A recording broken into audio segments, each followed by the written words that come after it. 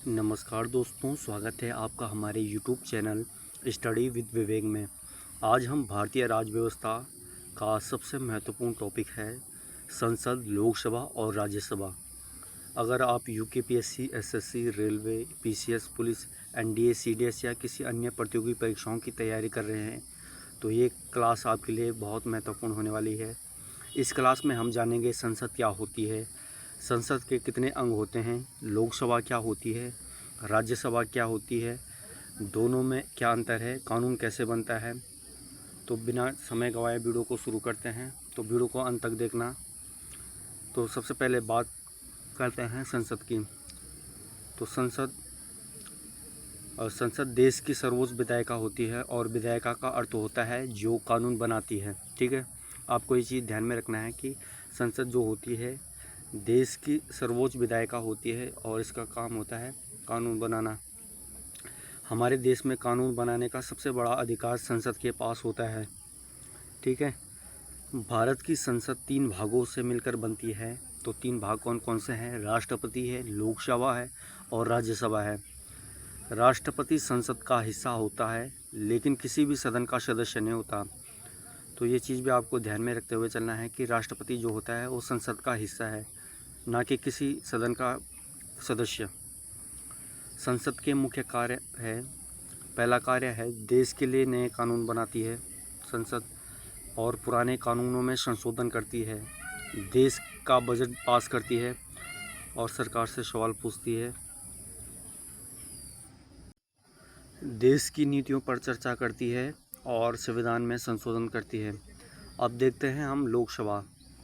तो लोकसभा को जनता का सदन कहते हैं, हाउस ऑफ पीपुल कहते हैं और इसमें बैठने वाले सांसद को जनता सीधे अपने वोट देकर चुनती है। इसमें अधिकतम सदस्य होते हैं 552। तो वर्तमान समय में 543 निर्वाचित सदस्य होते हैं और चुनाव सीधा जनता करती है और इसका कार्यकाल होता है 5 वर्ष का। लेकिन यदि सरकार गिर जाए तो लोकसभा पहले ही भंग हो सकती है।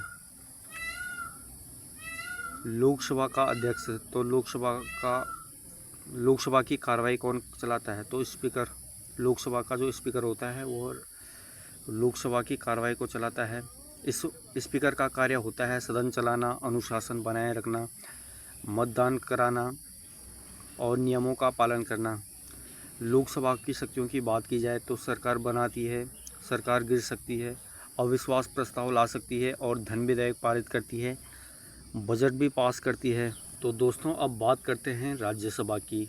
तो राज्यसभा को राज्यों की परिषद कहा जाता है और यह राज्यों का प्रतिनिधित्व करती है। अधिकतम सदस्यों की संख्या होती है इसमें 250 और 238 राज्यों और केंद्र शासित प्रदेशों से होते हैं।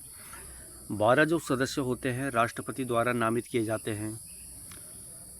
ठीक है, तो जो इसका चुनाव होता है तो चुनाव सीधे जनता द्वारा नहीं होता बल्कि जो राज्य के विधायक हैं उनके द्वारा चुनाव होते हैं।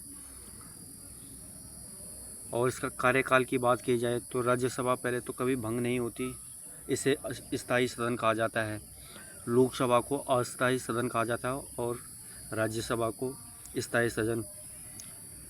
और 6 वर्ष तक इसका कार्यकाल रहता है और हर 2 वर्ष बाद लगभग 1/3 सदस्य सेवानिवृत्त हो जाते हैं। राज्यसभा का सभापति भारत का उपराष्ट्रपति होता है, जिसे राज्यसभा का पदेन सभापति कहते हैं।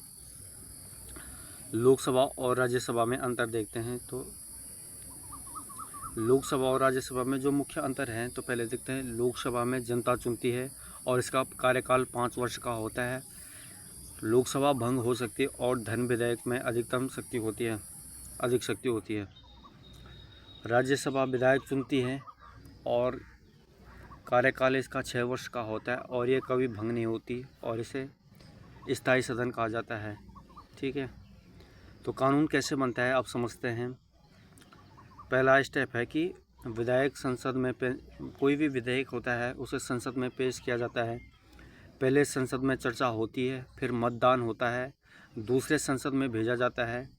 दोनों सदनों के पास होने के बाद राष्ट्रपति के पास जाता है और राष्ट्रपति की स्वीकृति मिलते ही वह विधेयक अधिनियम बन जाता है। राष्ट्रपति के चयन हो जाते हैं और विधायक पास हो जाता है। इसके लिए जो महत्वपूर्ण अनुच्छेद है, अनुच्छेद 79 में संसद का जिक्र है और अनुच्छेद 80 राज्यसभा और 81 लोकसभा। ठीक है, 79 जो है संसद के बारे में बताता है, 80 में राज्यसभा और 81 में लोकसभा। 83 में कार्यकाल के बारे में है, इनका कार्यकाल कितना होता है, और 85 में संसद का सत्र। ठीक है, तो अगर परीक्षा में सवाल पूछ लिया जाएगा संसद के कितने अंग होते हैं, तो संसद के कितने अंग होते हैं, तो 3 अंग होते हैं। लोकसभा का कार्यकाल कितना होता है, तो 5 वर्ष का होता है। राज्यसभा का कार्यकाल कितने वर्ष का होता है, तो 6 वर्ष का होता है। राज्यसभा का सभापति कौन होता है, तो भारत का जो उपराष्ट्रपति होता है वो राज्यसभा का सभापति होता है। धन विधेयक कहाँ प्रस्तुत होता है, तो लोकसभा में होता है। और संसद का गठन किस अनुच्छेद में है, तो अनुच्छेद 79 में, जो 79 में है, इसका उल्लेख है। तो दोस्तों, अगर आपको यह क्लास पसंद आई हो तो वीडियो को लाइक करें, कमेंट करें और दोस्तों को साथ शेयर करें। ऐसे ही जानकारी के लिए जुड़े रहिए। मिलते हैं अगली क्लास में, तब तक के लिए धन्यवाद।